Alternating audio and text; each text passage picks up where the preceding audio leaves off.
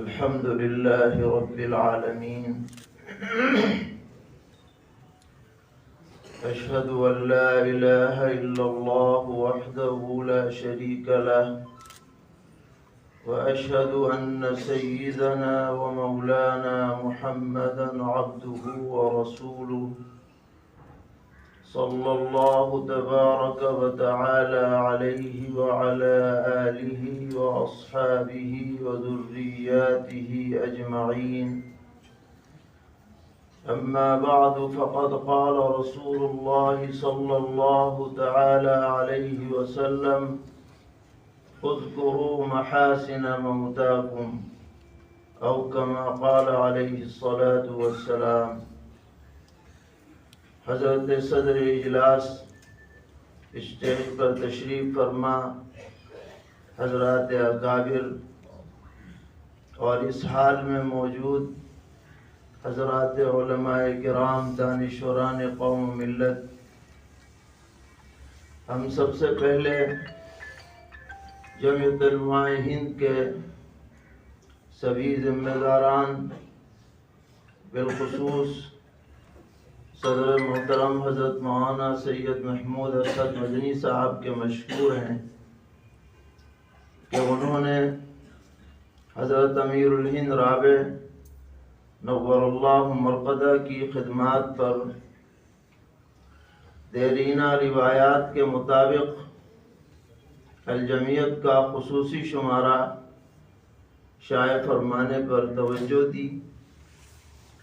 جمعیت کی یہ تاریخ رہی ہے کہ اپنے اکابر پر خصوصی نمبرات شائع کیے گئے، جو در حقیقت آج سب سے بڑا تاریخی ماخذ بن چکے ہیں.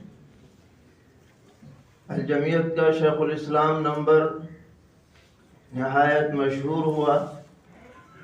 حضرت مفتی کفایت اللہ صاحب پر، حضرت مجاہد ملت رحمۃ اللہ علیہ پر، اور بعد میں بھی مسلسل نمبرات شائع ہوتے رہے. حضرت فدائے ملت رحمۃ اللہ علیہ پر ضخیم نمبر شائع ہوا، اور اب اسی سلسلے میں یہ نیا شمارہ بھی شامل ہو گیا ہے.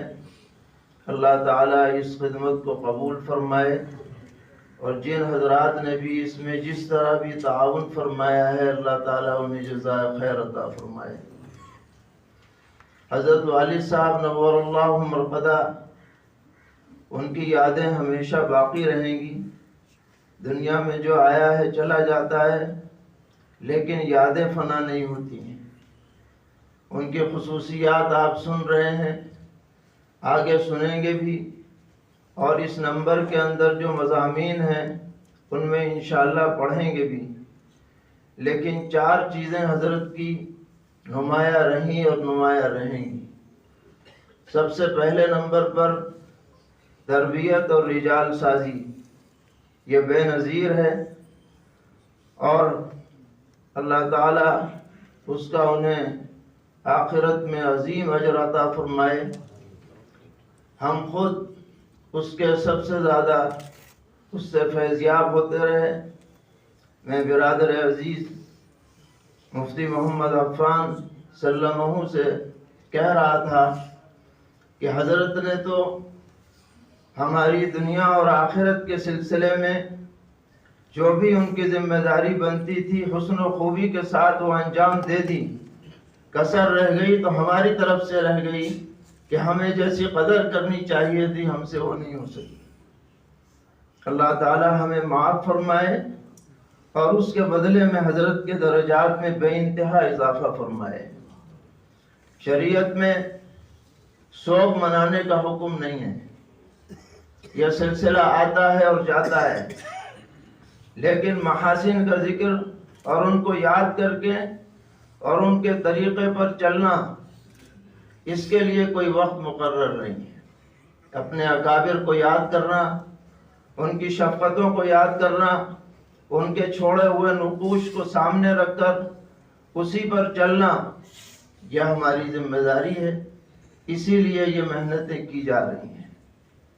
تو ایک تو تربیت اور رجال سازی، دوسرے در حقیقت حضرت ایک مدرس تھے، اصل چیز تدریس۔ ہم لوگوں کو بھی کہا کرتے تھے کہ تمہارا اصل کام تدریس ہے، بقیہ جتنے بھی کام ہیں وہ سب ضمنی ہیں۔ اگر تمہارے کسی کام سے تدریس پر اثر پڑتا ہے تو یہ تمہارے لیے نقصان ہے۔ جو کام بھی ہو اسباب کو سامنے رکھ کر، مقدار خواندگی کو سامنے رکھ کر، طلباء کے حقوق کو سامنے رکھ کر کے انجام دینا چاہیے۔ خود حضرت کا بھی یہی طریقہ رہا۔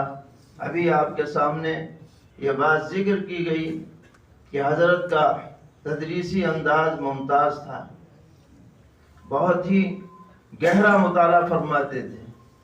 ہم نے تو بہت ساری کتابیں حضرت سے پڑھی ہیں، جن میں بہت مشکل ترین کتابیں بھی رہیں۔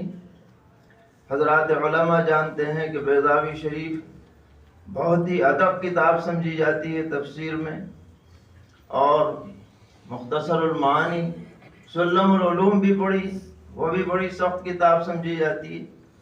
لیکن حضرت کا ایک خاص انداز تھا حل کتاب کا، مباحث کی تلخیص کا، اور رواں ترجمے کا۔ ترجمہ تو نہایت شاندار بہترین ہوا کرتا تھا کہ جس سے طبیعت اندر سے عشش کر اٹھتی تھی کہ کیسا شاندار ترجمہ ہے۔ جن حضرات نے حضرت سے مقامات پڑھی ہے، عجیب و غریب انداز تھا، اس سب کو ملا بھی دیتے تھے، اور جو لغات کا بہتر سے بہتر اردو کے اندر اس کو جامہ پہنایا جا سکتا تھا وہ پہناتے تھے۔ اور اسی نمبر کے اندر ایک عجیب واقعہ غالباً حضرت قاری ابوالحسن صاحب نے لکھا ہے، جو ہم سب کے لیے ایک بڑا سبق آموز ہے، کہ سبق کے دوران قرات کے کسی مسئلے کا ذکر ہوا، اور اس کی پوری تشریح اس وقت حضرت کے سامنے نہیں تھی۔ یہ کیا بات تھی؟ سبق بیچ میں آپ نے بند کر دیا اور طلباء سے کہا کہ میں ابھی آتا ہوں، اور کتاب لے کر قاری ابوالحسن صاحب کی درسگاہ میں گئے اور ان سے اس بارے میں مذاکرہ کیا، اور جب پورا شرح صدر ہو گیا تو واپس آ کر کے اسی کتاب کو وہیں سے پڑھایا کہ میں یہ پوچھ کر کے آیا ہوں، اب یہ مسئلہ ایسے نہیں ایسا ہے۔ یہ بات صرف ذکر کرنے کی نہیں ہے، بلکہ جب عمل کرنے کی آتی ہے تو پتہ چلتا ہے کہ کتنی مشکل بات ہے۔ یہ وہ اکابر کے نمونے ہیں جو حضرت ہم کو دکھلا کر کے گئے ہیں۔ تیسری چیز جو حضرت کی زندگی کا انتہائی نمایاں وصف رہا، وہ فرق باطلہ کا مقابلہ، غلط افکار و نظریات کی تردید۔ حضرت فرماتے تھے کہ ہر مسلمان کے اندر 4 باتیں پائی جائیں جبھی وہ غلط فکروں کا مقابلہ کر سکتا ہے۔ نمبر 1، ایمانی حساسیت، کہ ایمان کے بارے میں کچھ بھی اگر کسی طرف سے بھی کوئی جھول محسوس ہو تو دل تڑپ جائے کہ بھی یہ کیوں ہو رہا ہے۔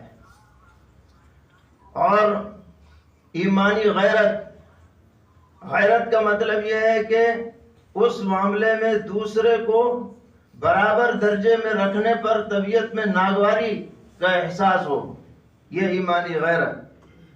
تیسرے، علمی رسوخ، کیونکہ علمی رسوخ اگر نہیں ہوگا تو آدمی کو پتہ ہی نہیں چلے گا کیا صحیح ہے کیا غلط، وہ تو بہکاوے میں آ جائے گا، کسی کی چرب زبانی سے متاثر ہو جائے گا جب تک کہ علمی رسوخ نہ ہو۔ اور چوتھے نمبر پر بہادری، شجاعت، بصالت، کہ حق کے اظہار کے سلسلے میں کسی کی روح رعایت نہ کرنا۔